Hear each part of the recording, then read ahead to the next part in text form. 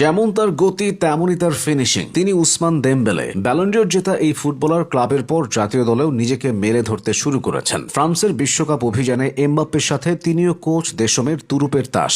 দেমবেলে যেভাবে আস্থার প্রতিদান দিচ্ছেন, তিনি ব্যাক টু ব্যাক ব্যালন ডি'র জিতলেও অবাক হওয়ার কিছুই থাকবে না। তবে ফরাসি এই উইঙ্গারের পথ চলাটা এতটাও সহজ ও মসৃণ ছিল না। এটি ছিল ইনজুরির অন্ধকার সুড়ঙ্গ পেরিয়ে ফুটবলের সর্বোচ্চ শিখরে পৌঁছানোর এক অবিশ্বাস্য গল্প। ফ্রান্স জাতীয় দলের জার্সিতে দেমবেলের অভিষেক ছিল দারুণ সম্ভাবনাময়। বিশেষ করে 2018 সালের রাশিয়া বিশ্বকাপে তিনি ছিলেন ফরাসি স্কোয়াডের অন্যতম গতিময় তরুণ তুর্কি। সেই বিশ্বকাপে ফ্রান্সের বিশ্বজয়ের অভিযানে দেমবেলে গুরুত্বপূর্ণ ভূমিকা পালন করেন। টুর্নামেন্টের গ্রুপ পর্বে অস্ট্রেলিয়া, পেরু এবং ডেনমার্কের বিপক্ষে ম্যাচে তিনি মাঠে নেমেছিলেন। কিলিয়ান এমবাপ্পে এবং গ্রিজম্যানদের পাশে থেকে উইংয়ে তার গতিশীল ড্রিবলিং প্রতিপক্ষের ডিফেন্ডারদের তটস্থ করে রেখেছিল। যদিও নকআউট পর্বের পরের ম্যাচগুলোতে ট্যাকটিক্যাল কারণে তাকে পুরো সময় খেলানো হয়নি, তবুও মাত্র 21 বছর বয়সে বিশ্বমঞ্চের চাপ সামলে ফ্রান্সের ঐতিহাসিক বিশ্বকাপ জয়ে অবদান রেখে তিনি নিজের প্রতিভার জানান দিয়েছিলেন। তবে জাতীয় দলের হয়ে তার ক্যারিয়ারের শুরুটা যতটা ঝলমলে ছিল, মাঝখানের সময়টা ছিল ঠিক ততটাই হতাশার। দেমবেলের জন্য সবচেয়ে বড় পরীক্ষাটি ছিল তার চোট বা ইনজুরি। বার্সেলোনাতে যোগ দেওয়ার পর থেকেই হ্যামস্ট্রিং এবং পেশির চোট যেন তার নিত্যসঙ্গী হয়ে উঠেছিল।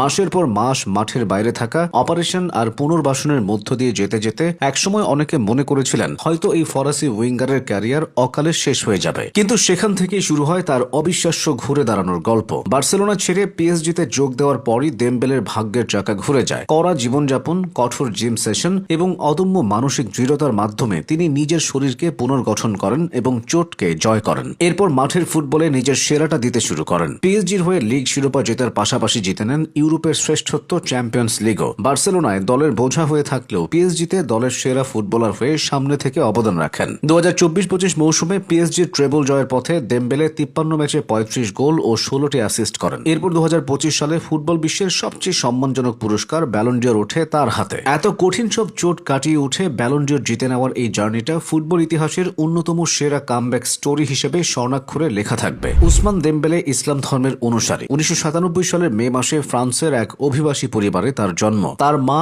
ওসিলমান দেমবেলে মরিতানিয়ান সেনেগালিজ বংশোদ্ভূত এবং বাবা মালির নাগরিক। একজন নিবেদিতপ্রাণ মুসলিম হিসেবে দেমবেলে সবসময় তার ধর্মীয় মূল্যবোধ ও অনুশাসন বজায় রেখেছেন। ইউরোপের চাকচিক্যময় ফুটবল সংস্কৃতির মাঝে থেকেও তিনি তার নৈতিকতা ও আদর্শে অটল থেকেছেন। মাঠে যতই তারকা খ্যাতি থাকুক না কেন, ব্যক্তিগত জীবনে তিনি প্রচার বিমুখ মানুষদের একজন। শৈশব থেকেই দারিদ্র্য, সামাজিক বৈষম্য আর প্রতিকূলতার বিরুদ্ধে লড়াই করে বড় হয়েছেন দেমবেলে। শৈশবে ভালো বুট বা জার্সি কেনার সামর্থ্য না থাকলেও ফুটবলার হওয়ার স্বপ্নটা তার সবসময় ছিল। এরপর সব বাধা বিপত্তি এবং ইনজুরিকে জয় করে বিশ্বজয়ী হওয়া ও ব্যালন ডি'র নিজের করে নেওয়া এই জার্নিটা তার জন্য ভীষণ রকম কঠিন ছিল। তবে তিনি সেটা পেরেছেন, আর পেরেছেন বলেই উসমান দেমবেলে এখন একজন অনুপ্রেরণার নাম।